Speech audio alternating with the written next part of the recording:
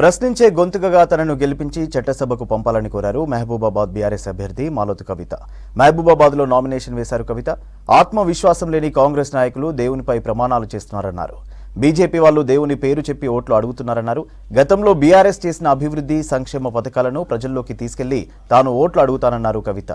ప్రజలు ఆడబిడ్డగా భావించి ఓట్లు వేసి గెలిపించాలని కోరారు కవిత.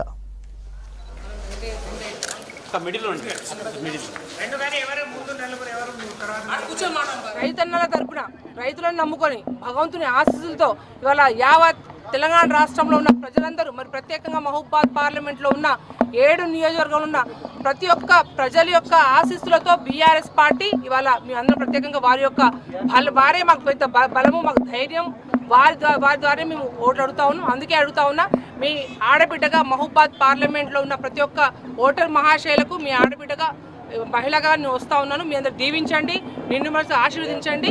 ఖచ్చితంగా రేపు మే 13వ తారీఖు జరగబోయే